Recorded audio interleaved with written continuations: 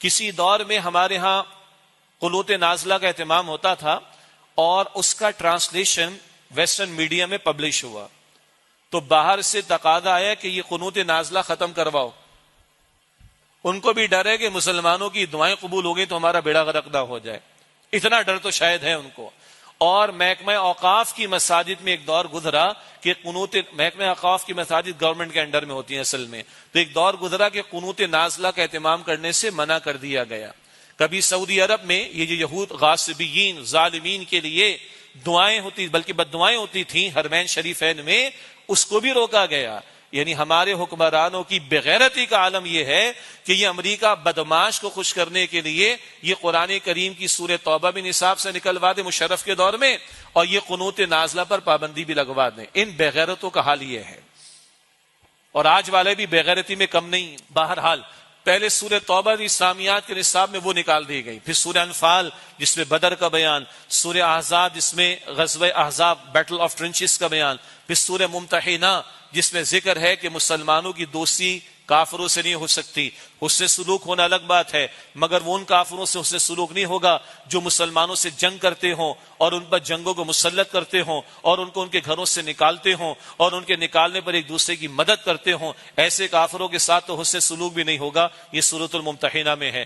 اتنا تو انہوں نے بھی پڑھ رکھا ہے کافروں نے. مسلمان بچوں کو اگر اسلامیات میں سورہ انفال، بدر کا بیان، سورہ احزاب بیٹل آف ٹرنچز پڑھا دی گئی، اور اگر سورہ ممتحنہ کفار کے بارے میں کیا رویے ہونے چاہیے، اور سورہ توبہ میں مشن محمد مصطفیٰ علیہ السلام کو پڑھا دیا گیا، تو یہ مسلمان تو بچے تو مجاہدانہ تربیت کے ساتھ پروان چڑھیں گے. تو امریکہ بدماش کے کہنے پر ہمارے جنرل مشرف نے ماضی میں یہ صورتیں اسلامیات سے نکلوائیں، اور اب اسلامیات کے سلیبس میں گنتی کی 25 آیات رہ گئی میٹرک کے سلیبس میں ہمارے صوبے سندھ میں. گنتی کی 25 آیات، وہ بھی رٹا لگا کے بچے پاس تو کر لیتے، مگر کیا تربیت ہو رہی؟ کچھ نہیں. بچوں کی کیا بات کرے، بڑوں کو نہیں پتا. 2% لوگ نہیں ہمارے معاشرے میں جنہوں نے آج تک قرآن پاک ترجمے کے ساتھ مکمل زندگی میں ایک مرتبہ پڑھا ہو، اور ایک مرتبہ کافی نہیں. اللہ چاہتا ہے فجر میں قرآن، ظہر میں قرآن، عصر میں قرآن، مغرب میں قرآن، عشاء میں قرآن، ہے ہی نہیں. ہاں، غزہ کے بچے، شہید ہونے والے بچے جب وہ زخمی ہوتے تو وہ قرآن سنا دیتے ہیں. وہ غزہ کی بچیاں قرآن سنا دیتی. وہ جن کے ٹانگوں کے آپریشن ہو رہے ہیں، جن کے شاید آکسیجن اویلیبل نہیں، انیستھیسیا پاسبل نہیں، وہ قرآن کی تلاوت کرتے ان کا آپریشن ہو رہا ہوتا ہے. وہ ہمیں غیرت دلا رہے ہیں. یہ امت جو بغیرت ہو چکی ہے اس کو غیرت دلا رہے ہیں.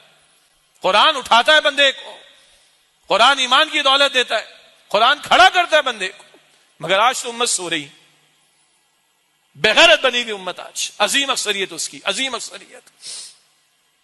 اور وہ بچے اور بچیاں قرآن ہمیں اٹھا کر دکھا رہے ہیں یا قرآن کی تلاوت کر کے سنا رہے ہیں. بم برس رہے ہیں اس کے درمیان قرآن کی تلاوت کر کے دکھا رہے ہیں. وہ غیرت دلانے کی کوشش کر رہے ہیں.